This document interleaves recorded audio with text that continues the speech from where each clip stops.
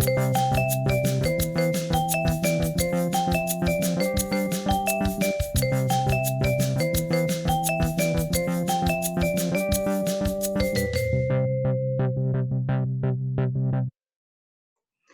my name's Sarah. I'm a speech language pathologist with the AIM program. Today, we're going to talk about challenging behavior. We're going to talk about what behavior you're seeing at home or at school, when it's really crucial to address this behavior, why we're seeing the behavior, and then some tips for how to address it. So let's dive in. So you might be seeing refusal behaviors or avoidance. So your child might be looking somewhere else, or they might walk away. You might be seeing yelling or something we call the boneless flop. So that's when they're laying on the floor or across the table and their body is pretty limp, so it's hard to pick them up. You might be seeing hitting or pushing or punching. Maybe your child's running away or hiding under chairs or tables. They might be grabbing or touching others unnecessarily. So these are just some of the behaviors that we see that can be challenging. So when you see a behavior, you have to think, should I address it or should I just leave it? And so we've come up with 4 categories when we think we really do need to address the behavior. So number 1 is if the behavior is or could potentially become frequent. So for instance, if your child is throwing food at mealtime happens every day, multiple times a day. So that has the potential to become frequent. Number 2 is if the behavior is unsafe. So if your child is refusing to buckle up their seatbelt or is running across the street, those are unsafe situations and we definitely need to address them. Number 3 is if the behavior is interrupting your child's day. So if they don't want to get out of bed or don't want to get dressed, that could interrupt their day.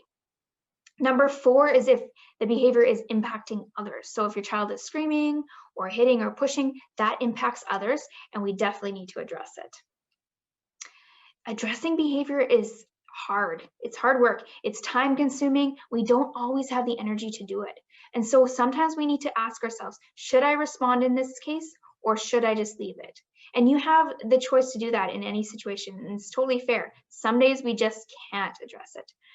But knowing that whatever you choose has consequences. So if you decide to respond to it, it takes a lot of time and energy, and you need to have that time and energy.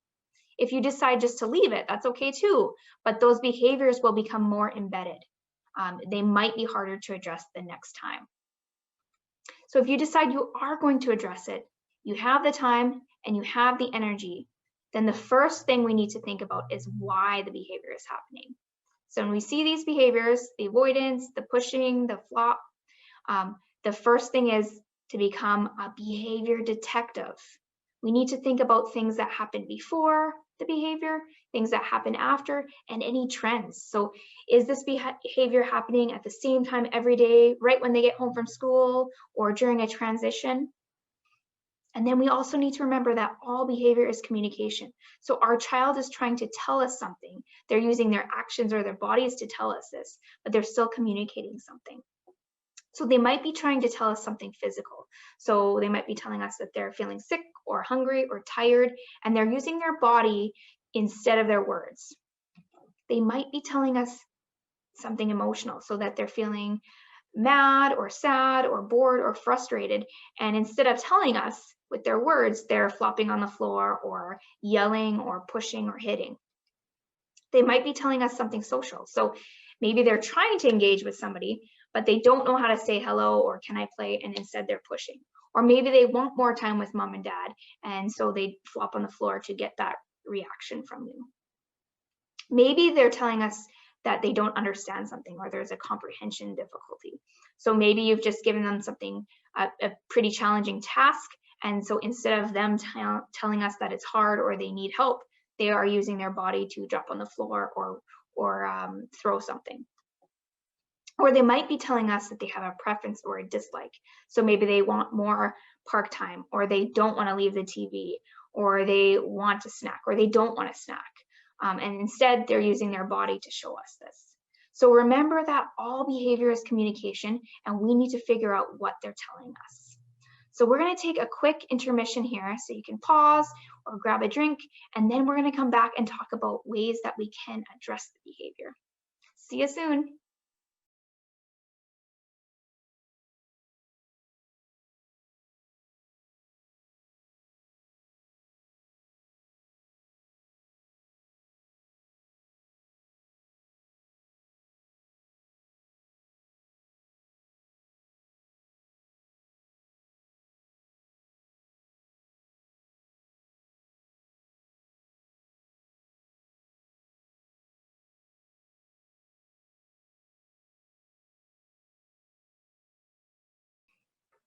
Hey, welcome back. So we just talked about the reasons why we might see behavior at home or at school. And now we're going to talk about how to address the behavior. So we've come up with 8 different strategies that we use when we see challenging behavior. So we can use visuals. Visual schedules can be really helpful to show a child what we expect them to do throughout the day, especially when they have transition difficulties or difficulties doing tasks of their day. We can also use a first then visual, which is very similar, but only has 2 pictures. So we could say things like first math, then recess. We can also use a visual to show emotions. So when I feel bored or frustrated or mad, I can have a drink or take a deep breath rather than yell.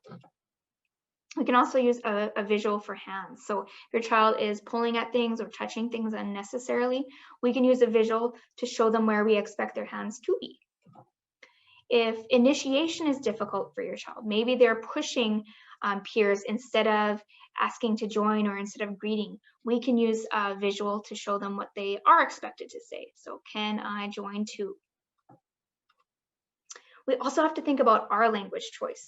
So we want to stay away from asking questions. We don't want to say, can you put your boots on? We want to use a statement. It's time to put your boots on.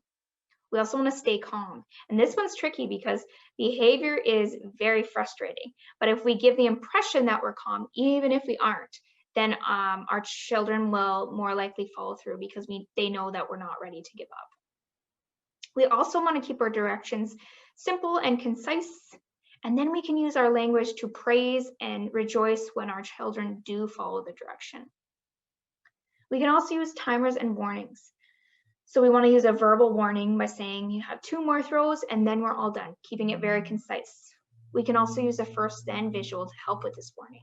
So first we're going to finish our TV, but then we have to go to grandma's.